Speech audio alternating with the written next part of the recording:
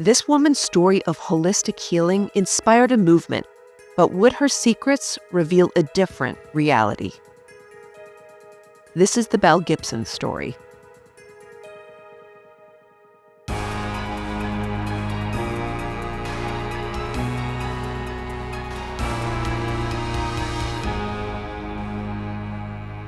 Hi, Amy. Hi, you didn't say Mel Gibson, did you?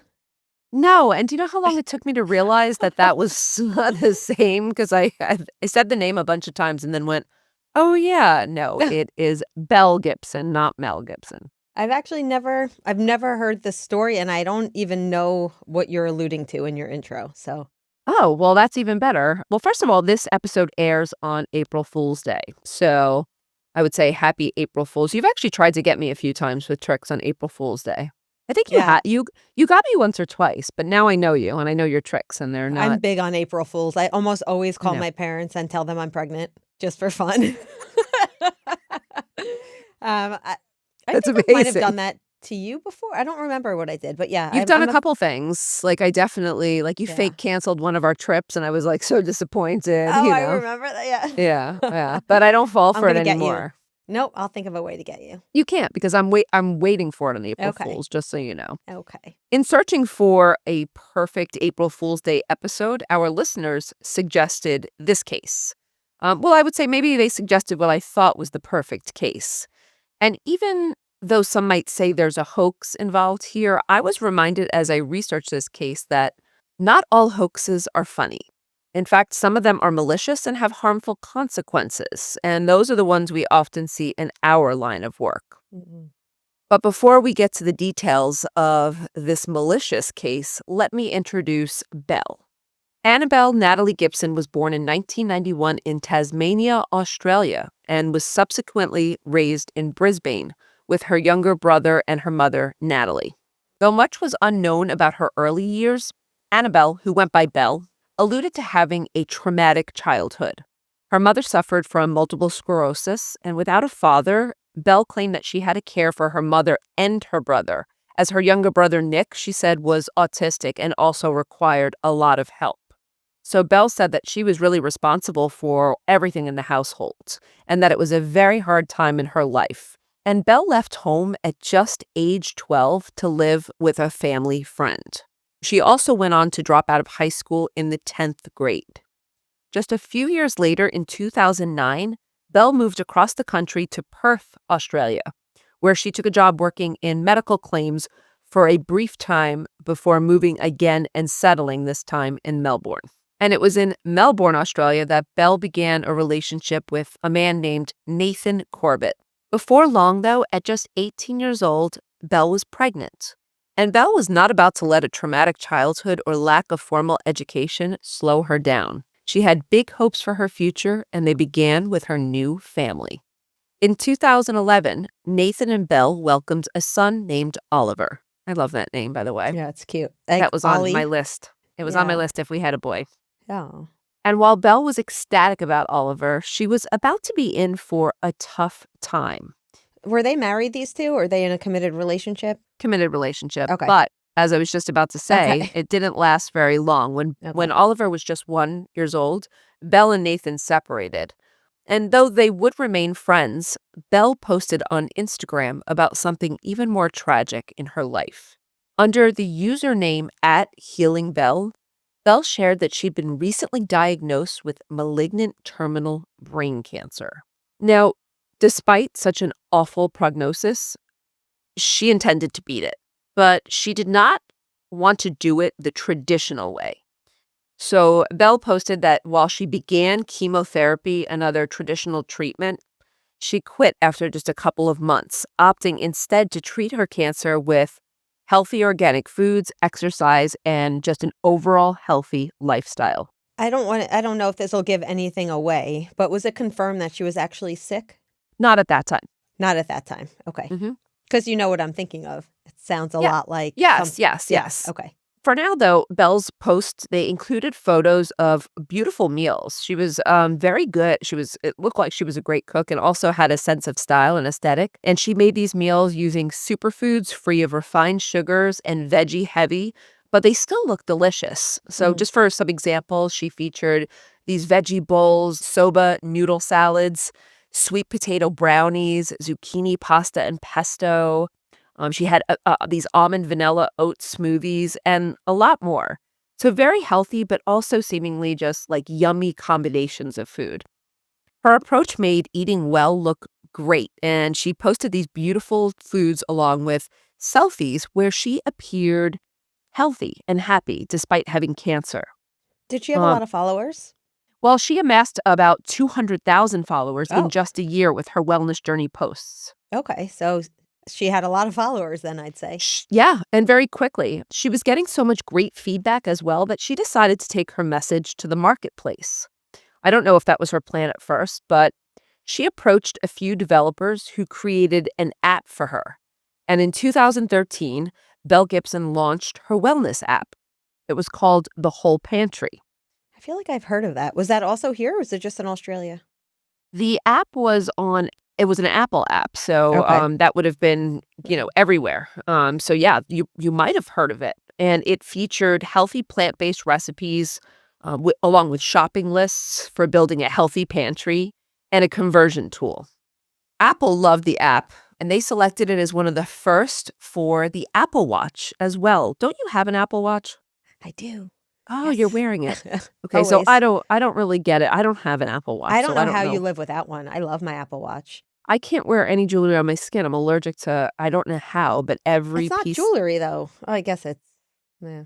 I guess maybe I could. I'm not sure. I haven't tested anything out in years because I used to get such bad hives and rashes from anything I would put on my You're also skin. probably so used to not having anything on you, you'd probably hate it. I probably would, yes. So in the first month, the Whole Pantry app shot to number 1 and earned Apple's Best Food and Drink app title in 2013. Oh, wow. Best of all, Belle pledged to donate a significant portion of her earnings to charities, such as One Girl, which is a charity to help young girls access education in Africa, and other charities to help research on health and wellness, as that was her area. At this point, where is she in her health journey? Is she in remission? Is she still treating her cancer?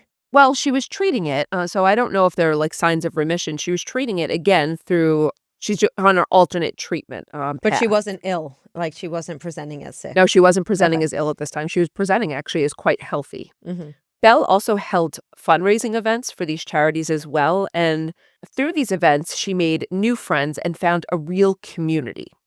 One of those friends was Chanel McAuliffe, who was a very accomplished entrepreneur in the corporate world who was also dabbling in writing for a local magazine. Chanel was inspired by Belle's story and interviewed her for the magazine after her launch party for the whole pantry. Now, the pair became fast friends, and with the proceeds from her app, Belle was able to purchase a new beachside home for her and her son. Actually, I want to rephrase that. I believe that she was renting a new beachside home. She was able to get a new car, a Mhm. couple of things. She's doing well here. Mhm.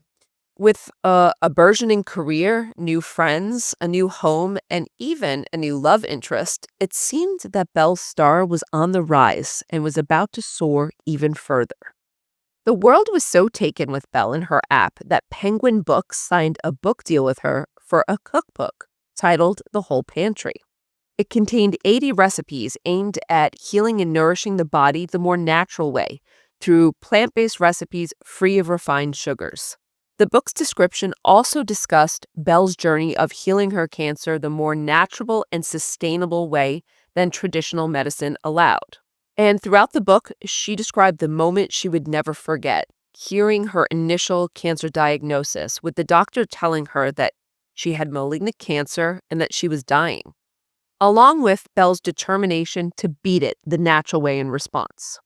The world was in awe of Belle, and her friends, particularly Chanel, celebrated her accomplishments. But just as Belle was getting ready to launch her book in 2014, she received some devastating news. Her cancer had spread to her liver, spleen, her uterus, and her blood. So this was a real blow. But Belle continued to show strength and stayed her course in natural treatment with the support of her community. So she didn't let the spread of the cancer, she didn't let it deter her path in terms of Mhm. keeping this natural treatment.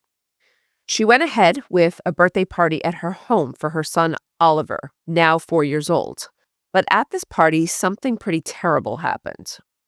Belle had a seizure. She fell to the floor, convulsing with saliva coming from her mouth, and it went on for quite a while. But once an ambulance was mentioned, Belle seemed to recover pretty quickly.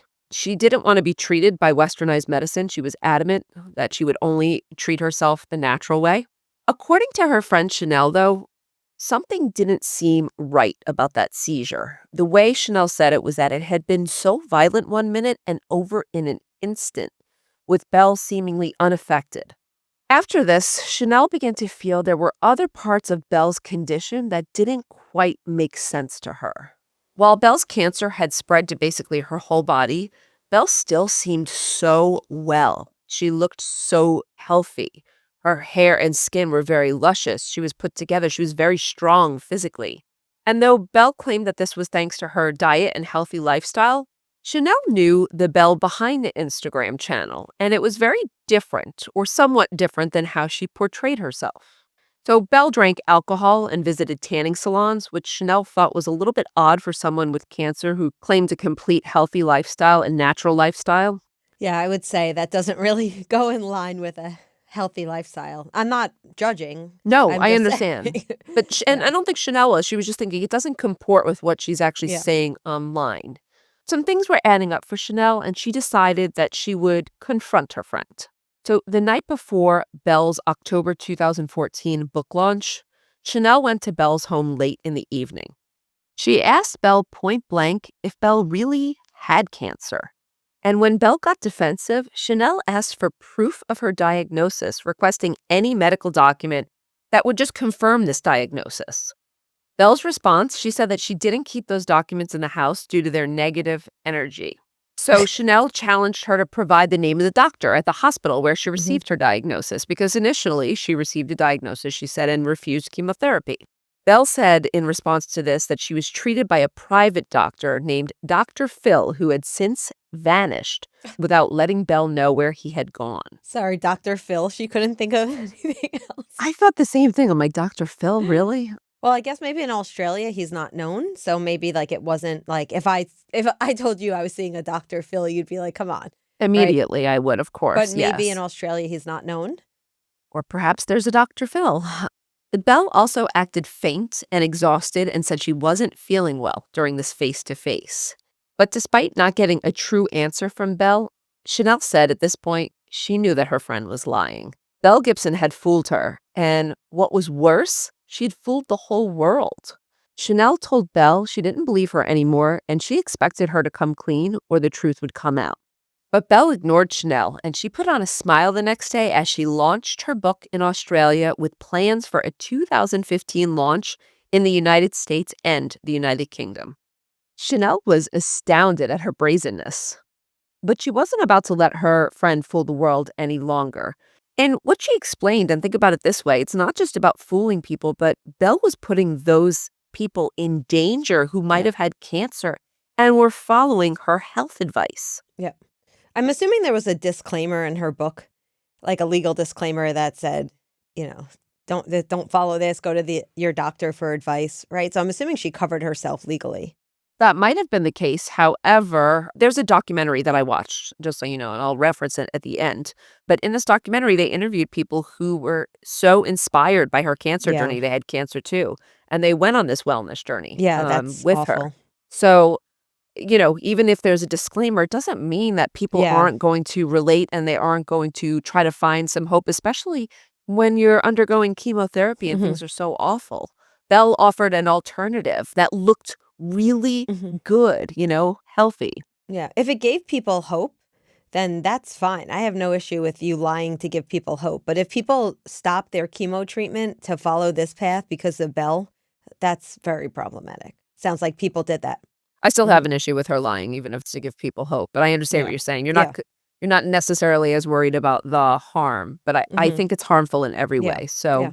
and Chanel did too. And Chanel decided to take the matter into her own hands, contacting the police first and then the press. And Belle Gibson's house of cards began to collapse.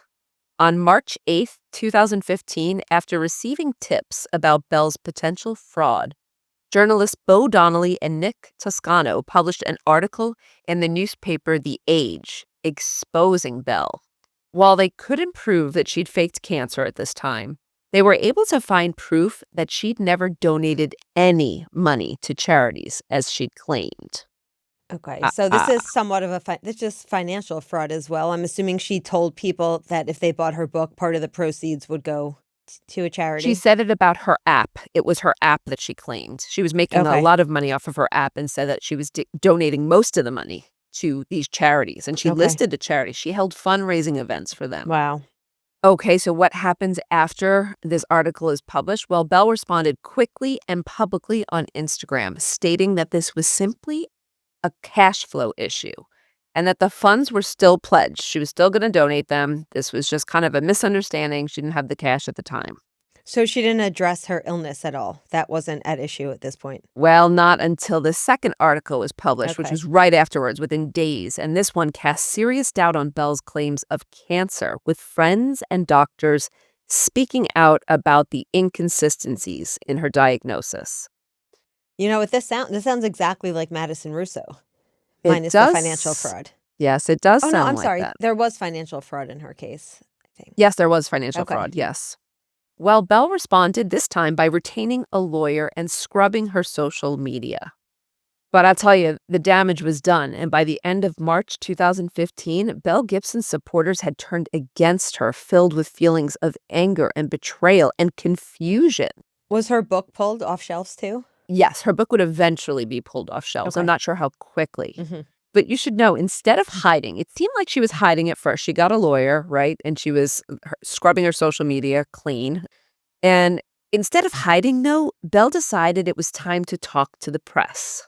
So she gave her first of two significant interviews in May 2015 when she spoke with a journalist from Women's Weekly.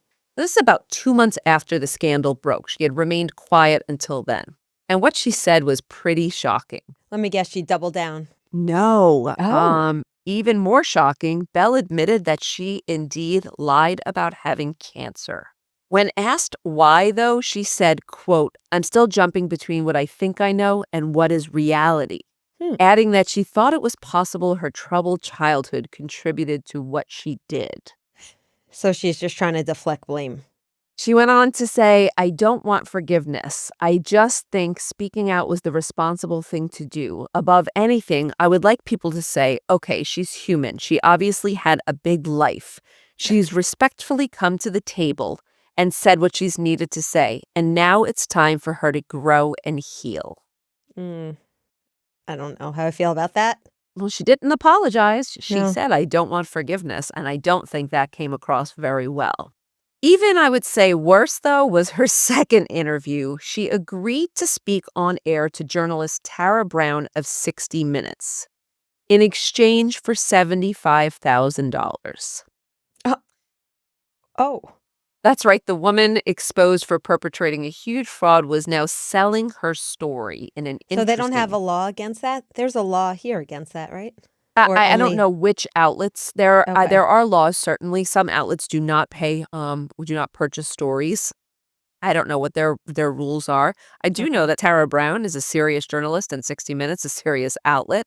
And Mhm. let me tell you, Tara Brown wasn't about to go easy on Belle, especially since Belle's mother, Natalie, estranged, as Belle would say, responded to the claims about Belle's childhood. And she said that Belle was not exactly telling the truth.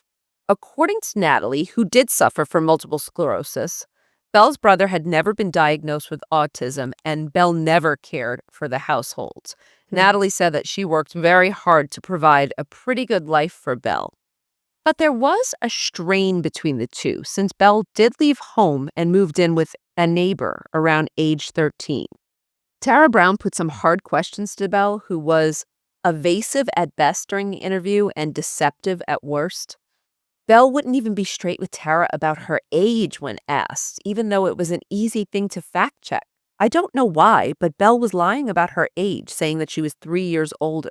than she actually was. It When might she have was been a public figure, she was lying, you're saying, or just at this yes. moment? Okay. She continued to. In fact, when she asked Tara Brown asked her, "Are you 23 or are you 26? Or were you born in this state?" Yeah. Or she said something, "I was raised to believe I was a 26-year-old woman. I have been raised to believe I'm Mm. a 26-year-old woman." She said that her mother changed their birth certificate or Mm. names a few times. I'm not sure if Belle changed her persona and didn't want to be traced before her presence, and perhaps that was the reason. Mhm.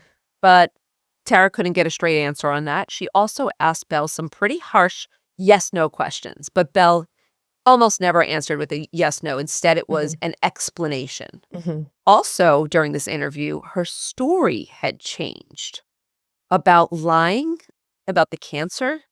So this time, she said that she'd been incorrectly diagnosed with cancer by a German alternative health practitioner in 2009 and therefore believed incorrectly that she was living with cancer until 2011. She just keeps deflecting blame to everybody else. Now, is this a criminal case at this point? No, Or it's more of like a fall from grace, like informal sanctions, nothing correct. formal going on yet? At this point, correct.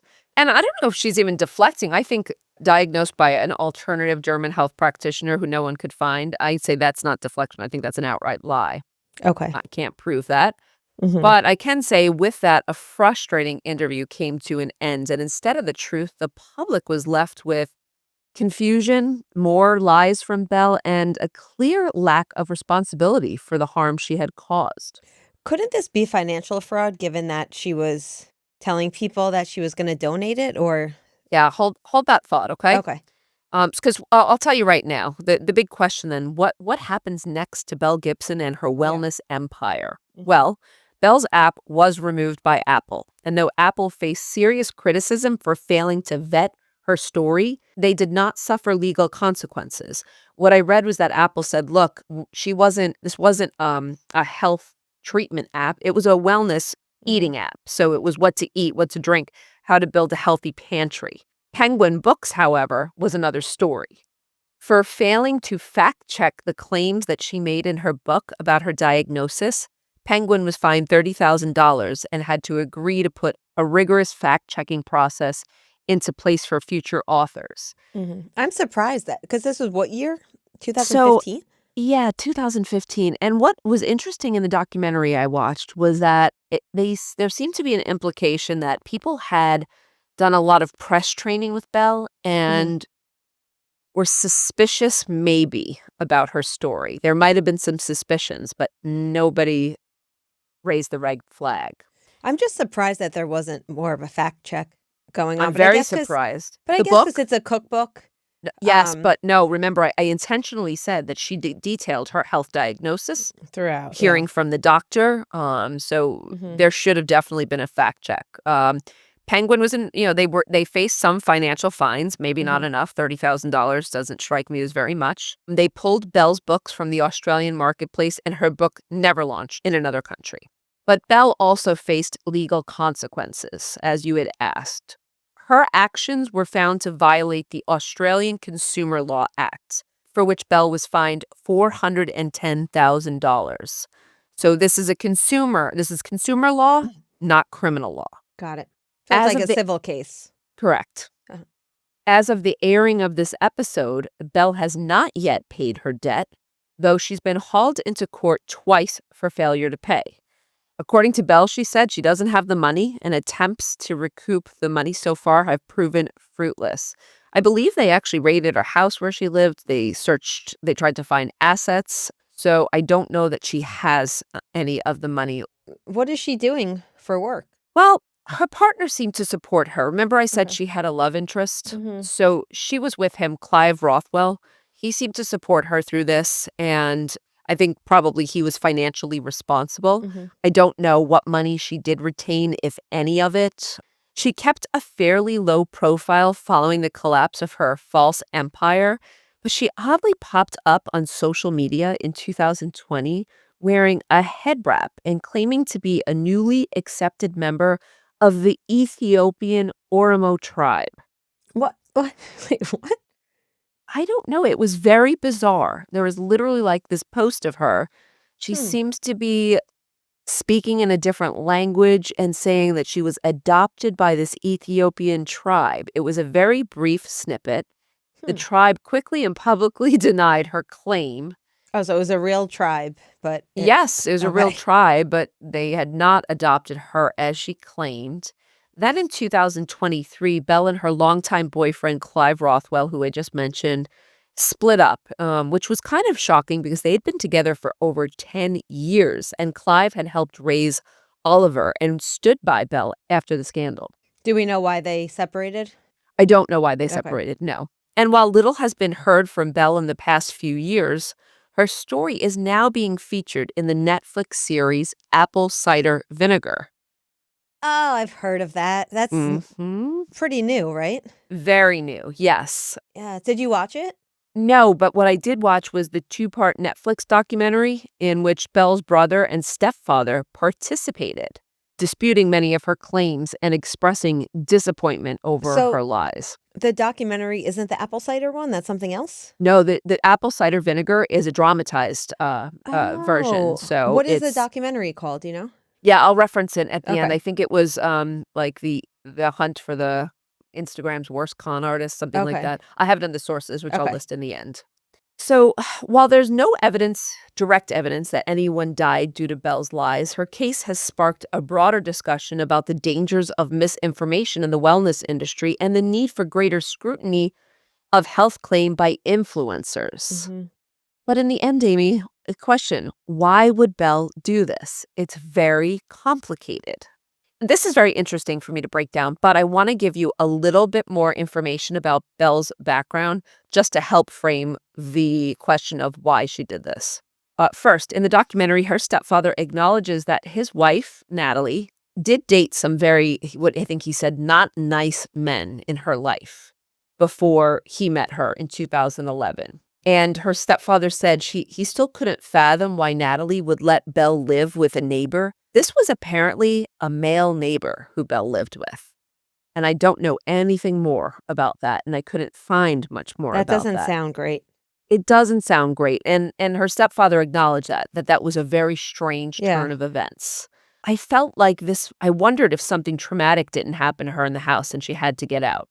A little bit more information. So Belle's online presence seemed to appear out of nowhere in 2012 with the Healing Belle Instagram account. But a further look revealed that she had been part of an online community since about 2009.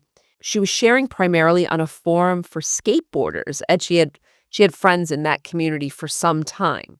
But what's interesting, on this platform, Belle shared that she suffered from a stroke, multiple heart surgeries, and an operation one time in which she actually died on the table and was brought back to life. I mean, this sounds very similar to many cases that we've covered where people have these, they're pathological liars and they do Mhm. it for attention. Tanya Head, we just covered not long Mhm. ago. Um, Absolutely.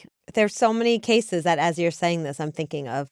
And I would Yeah. imagine she had some sort of personality disorder.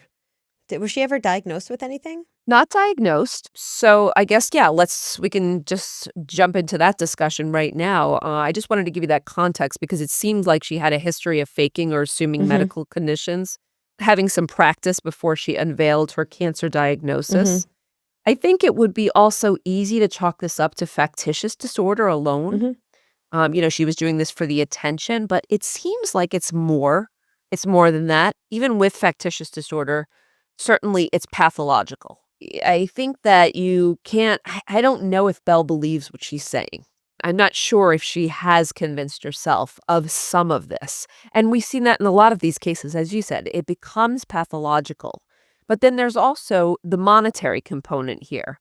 So I think Belle begins posting and she finds this rewarding attention, which she's seeking, obviously.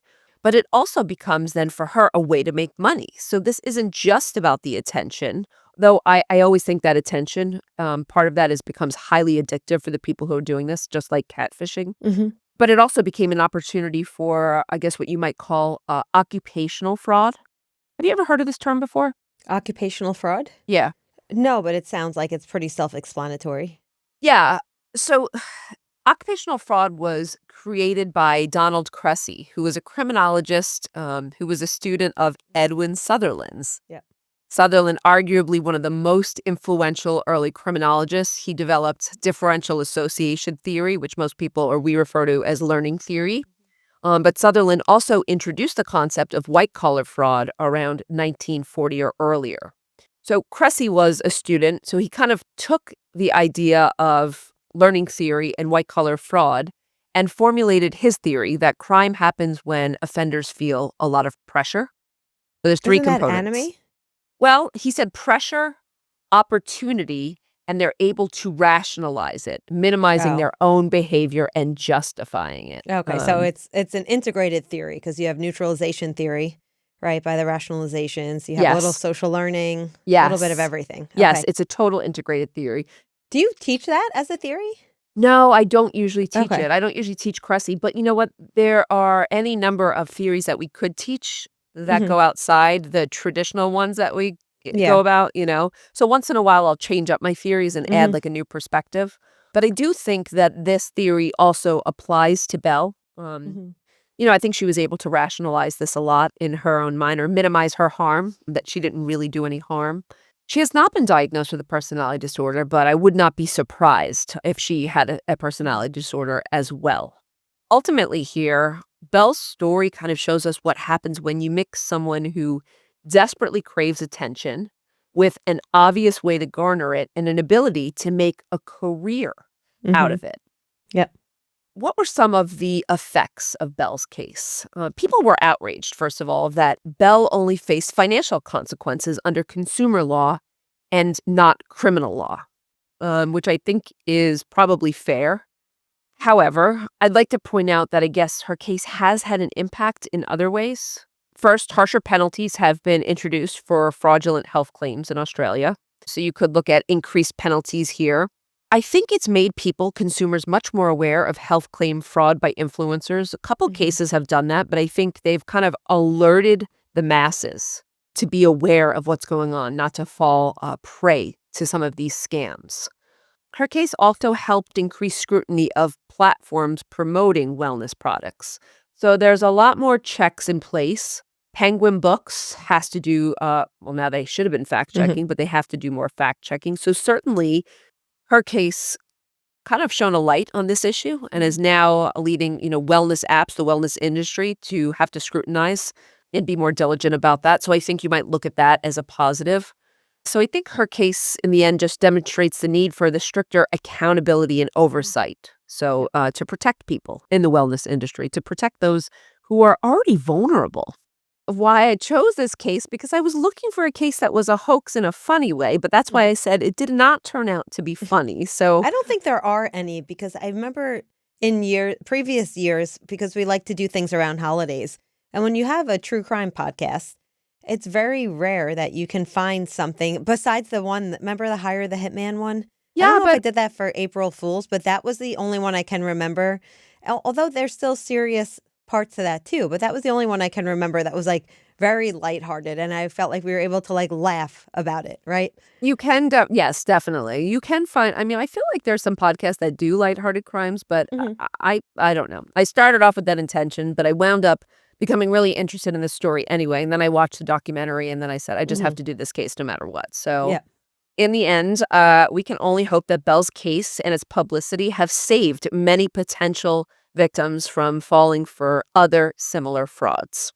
Before we go today, and we had a question from a listener about our book club and our lectures and Oh. just about how often we do them. So I don't know if we've ever actually said this. Oh, I Your don't think so. lecture, no, I don't think so either. So typically I'll say I do my book club either every other, or every third month. And then in between my book Mhm. club, we try to space it out. Amy does her Yeah. lecture series. So what, about 4 or 5 times a year? Yes, and right now I used to just, do random topics based on what our supporters were interested in, but Right. because of your brilliant suggestion, I've narrowed it a bit, and now I'm doing actual every year, I'm gonna think of a theme, and then the classes will all be part of that, like you said, lecture series. So, yeah, I'm on lecture what am I on? Number 2, in April of 2 of 4 that I'll be doing this year. Yeah, I love that you're doing that because see it as a mini class, like a It is, yeah. continuation. So I like that as well. I love series, of course. Yeah. So this year, it's all focusing around forensic psychology. So what I actually did was, I've been teaching forensic psychology for many years, and I took my syllabus and I kind of chunked it into 4 themes and obviously whittled it down a bit because a lecture is not as long as a whole semester. But then I talk about a particular topic. The one coming up will be the psychology of victims, which I'm very excited for. And last time we talked about the role of forensic psychology in the courtroom and some of the jobs that a forensic psychologist can do in the courtroom. Your series is Fun. great. I'm so excited Fun. about it. Yes. I'm so glad So you chose excited it. that you didn't come. Excellent. Sorry, I might have had class during your last class, you know? It's possible. I don't come to your book club very often. So, Oh, yeah. well, next book club is going to be in May. I have about 4 books I'm choosing from, maybe an Anne Rule book. So Oh, I'll okay. let people know as I decide. And I do try to publish the books on the website afterwards, but I probably have to Oh, catch up on that a little bit. So oh, good. That's a great anyway, question. Thank thank you you for for the asking that. question. And, consider joining us on Patreon if you want to Yeah. come to a book club or a lecture or have A a happy meet hour, and greet, a happy hour. I think we're doing coffee and coffee and crime. crime. Okay, well, thank you so much, everyone, for joining us today, and we'll catch you next time on Women in Crime. Women in Crime is written and hosted by Meghan Sachs and Amy Shlosberg. Our producer is James Varga. Script editing is by Abagail Belcastro. Audio editing is by Siler Burr and Jose Alfonzo. And music is by Desert Media. If you enjoy the show, please remember to follow and leave a review. You can also support the show through Patreon, where you can get access to additional ad-free content such as exclusive full-length episodes, lectures, a book club, and virtual happy hours with Meghan and Amy. For more information, visit patreon.com/womenandcrime. Sources for today's episode include the documentary The Search for Instagram's Worst Con Artist, Elle magazine, Vanity Fair, People.com, Women's Weekly, MammaMia.com, and Business Insider.